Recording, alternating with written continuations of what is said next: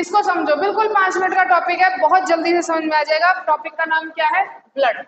ठीक है, अब जो हम नेक्स्ट टॉपिक शुरू करेंगे वो क्या होगा? सर्कुलेशन होता है। सर्कुलेशन को पूरा पढ़ने से पहले हमें ये पता होना चाहिए कि सर्कुलेशन का जो बेसिक कंपोनेंट है ब्लड, वो क्या है। ठीक है, क्योंकि सर्कुलेशन परिसंचरण में आपकी पूरी बॉडी में क्या सर्कुलेट करेगा? ब्लड ही सर्कुलेट करता है। ठीक है, अगर हम ब्लड की बात करें तो ब्लड में दो चीजें, एक प्लाज्मा और दूसरा कार्पसल्स, जिनको हम कणिकाएं कहते हैं। ठीक है, प्लाज्मा का क्या मतलब? प्लाज्मा आपका कितने परसेंट? 55 से 60% तक आपका प्लाज्मा प्रेजेंट होता है। ठीक है, ब्लड के अंदर। और कार्पसल्स कितने? 40 to 45%। ठीक है, टोटल मिला के हमारा कितना हो जाता है? 100% हो जाता है आराम से। ठीक है, अगर हम बात करें कार्पसल्स की तो ये होती हैं 3 तरह की, आरबीसी, डब्ल्यूबीसी और प्लेटलेट्स। एक एक को यहाँ पे पढ़ेंगे। आरबीसी मतलब रेड ब्लड कार्पसल्स, डब्ल्यूबीसी मतलब व्हाइट ब्लड कार्पसल्स, प्लेटलेट्स मतलब प्लेटलेट्स ही होती है। ठीक है, तो जब हम बात करते हैं कि ब्लड का काम क्या है, ब्लड का काम क्या हुआ? O2 को और CO2 को क्या करना? ट्रांसपोर्ट करना। O2 को कहां तक लेकर जाना? सेल्स तक लेकर जाना, और सेल से बची हुई CO2 को कहां लेकर आना? वापस लंग्स तक लेकर आना।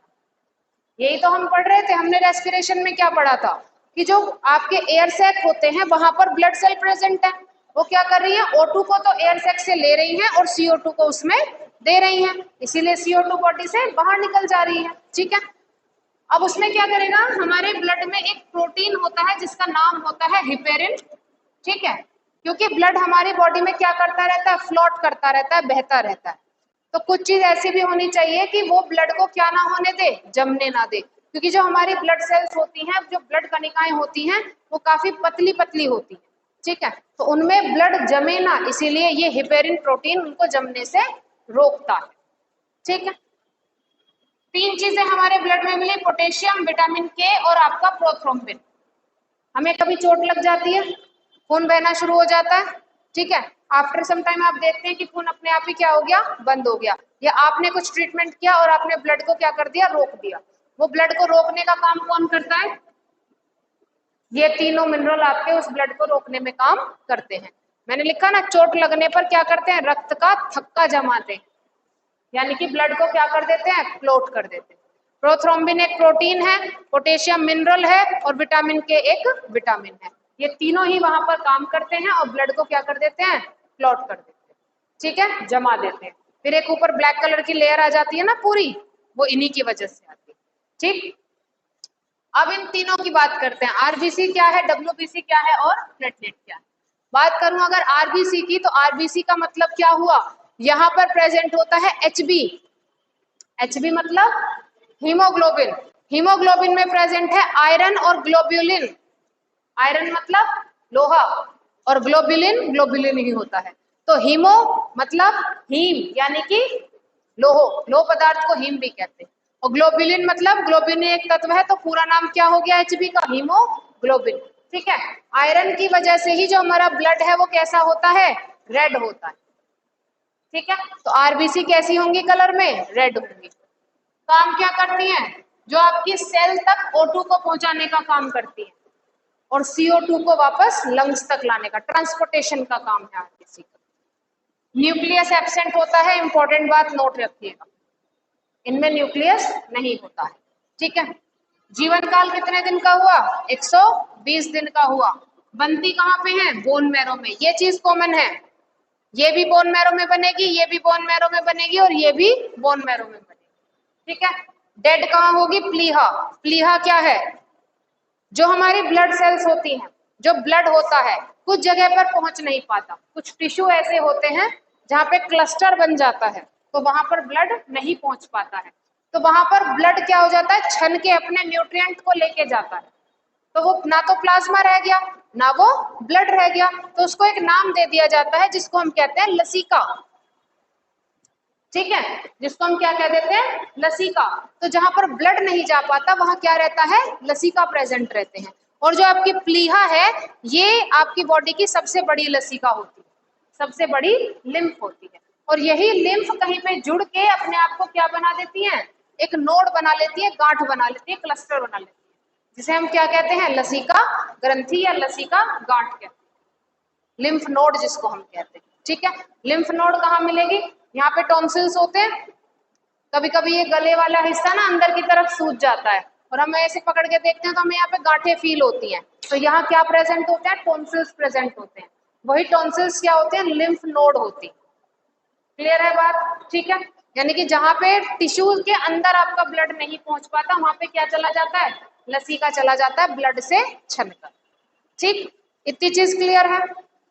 बात करते हैं कि आरबीसी का निर्माण वैसे कहाँ हो रहा है? बोन मैरो में। लेकिन जब एम्ब्रियोनिक स्टेज होती है, एम्ब्रियोनिक स्टेज कौन सी होती है?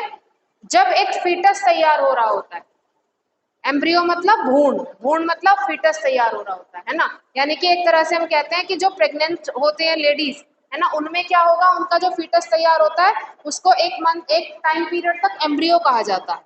ठीक है, तो उस दौरान कहाँ पे बनेंगी? लीवर में। ठीक है, उस दौरान कहाँ पे बनेंगी? तो आपको ये एम्ब्रियोनिक भ्रूणीय स्टेज का नाम याद रखना है। इसको हिंदी में कहते हैं एम्ब्रियोनिक को भ्रूण। उस दौरान ये कहाँ बनती हैं? लीवर में, वरना तो कहाँ बनेंगी? आपकी बोन मैरो। और बोन मैरो कहाँ मिलता है? हड्डी के बीच में, हड्डी के बीच में। वहीं से आपकी आरबीसी, डब्ल्यूबीसी और प्लेटलेट्स क्या होती हैं? ओरिजिनल, यानी कि बन के बाहर बॉडी से आती रहती है। तभी तो बताया कि जीवन काल किसका कितना है, कौन कितने दिन में खत्म हो जाएगी। नहीं, नई बनती भी तो रहती है साथ साथ, साथ साथ बोन मैरो में नई बन भी तो रही है, नई एंटर करती रहती है। जिस जिसका काम पूरा होता रहता है वो डैमेज होती चली जाती है प्लीहा में जाके। मैंने बताया ना, यहाँ से ब्लड छन के जाएगा तभी तो वो कहाँ जाएगा? लसीका में जाएगा।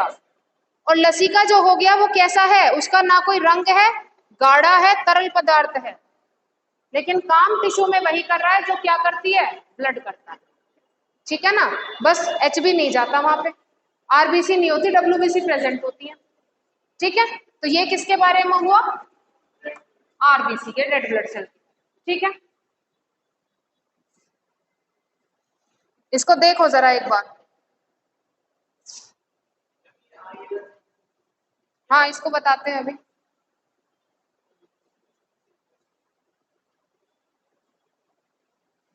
इसको याद रखना है।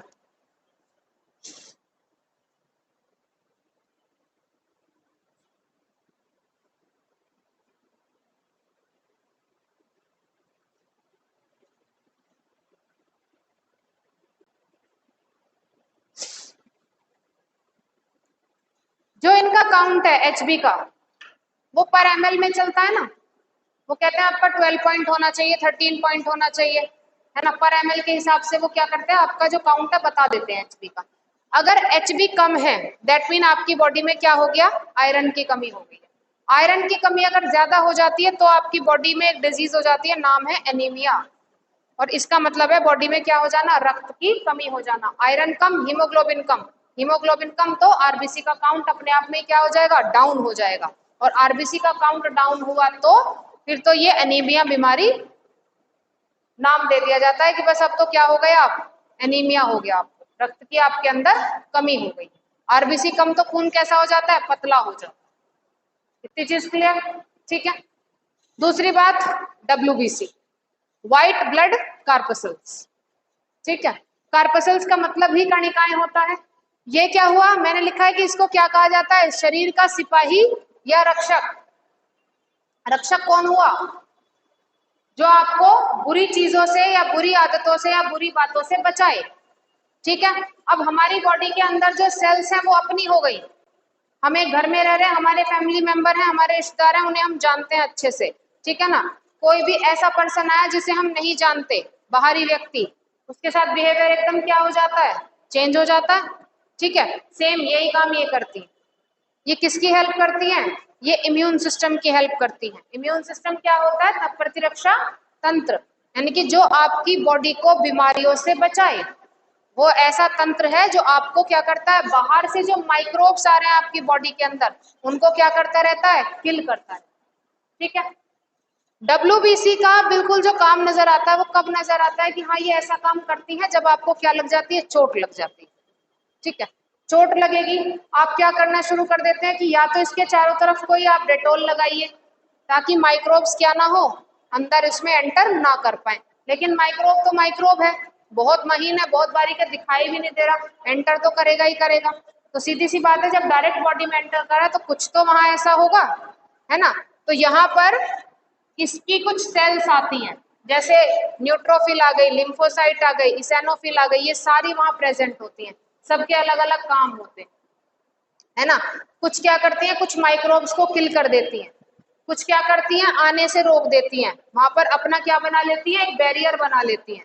वो पूरा फिर एक बैरियर पढ़ा जाता है जिसको एमएचसी कहते हैं, ठीक है। तो उसको तो आपको पढ़ना नहीं है, ठीक। एमएचसी पढ़ के क्या करोगे, वो पूरा एक मेजर हिस्टोकम्पैटिबिलिटी आपका कॉम्प्लेक्स बनता है कि चोट लगी तो माइक्रोब कैसे एंटर किए, कैसे उनको किल किया गया, ठीक है। जो ये मोनोसाइट होती हैं, ये बस इसको लिख लेना, जो ये मोनोसाइट होती हैं ये फेगोसिटिक होती है नेचर में। कैसी होती हैं, फेगोसिटिक होती हैं। फेगोसिटिक का मतलब क्या होता है, ये क्या करेंगी, जो भी माइक्रोब आएगा उसे अपने अंदर ग्रैब कर लेती है और उसे किल कर देती है, ठीक है। न्यूट्रोफिल्स, बेसोफिल, इसेनोफिल, ये सब क्या किसमें, ब्लड क्लोटिंग में काम करती हैं और माइक्रोब्स को साथ साथ क्या करती रहती है, किल करती रहती है, ठीक है। ये इसकी 5 क्या हो गई, अलग कणिकाएं हो गई। अब हीमोग्लोबिन इसमें होता नहीं तो कलरलेस हो गई, कोई कलर इनका नहीं होगा। आयतन डेंस कितना है, अगर 600 आरबीसी प्रेजेंट है तो उन 600 आरबीसी पे 1 डब्ल्यूबीसी काम करती है, ठीक है। ये इसका रेशो चलता है, ठीक। दूसरा, जीवन काल कितना, 10 से 12 दिन का। बनेंगी कहाँ, बोन मैरो में, खत्म कहाँ हो जाएंगी, ब्लड में, ठीक है। ये कहाँ खत्म हो रही है, प्लीहा में, और ये कहाँ खत्म हो रही है, ब्लड में ही खत्म हो जा रही है। क्या करती है, इम्यून सिस्टम की हेल्प करती है, ठीक है। जो भी एंटीजन आता है उसको किल करने में हेल्प मदद करती है, उसको किल कर देती है, एंटीबॉडी बनाने में मदद करती है।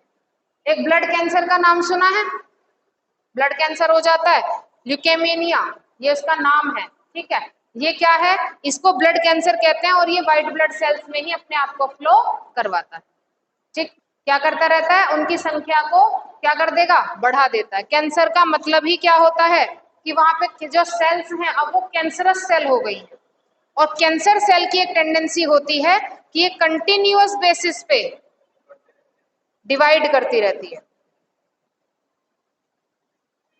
है ना। आप किसी पर्टिकुलर ऑर्गन कैंसर को अगर आप देखोगे तो वहां पे गांठ हो जाती है बहुत मोटी, किस वजह से, क्योंकि वो उस पर्टिकुलर ऑर्गन पे क्या करती रहती है, सेल को कंटिन्यूअस बेस पे क्या करती रहेगी, डिवाइड करती रहती है, जिसकी वजह से वो ऑर्गन का जो साइज है वो क्या होता चला जाता है, बढ़ता चला जाता है और एक गांठ के रूप में हमको नजर आने लगता है, ठीक है।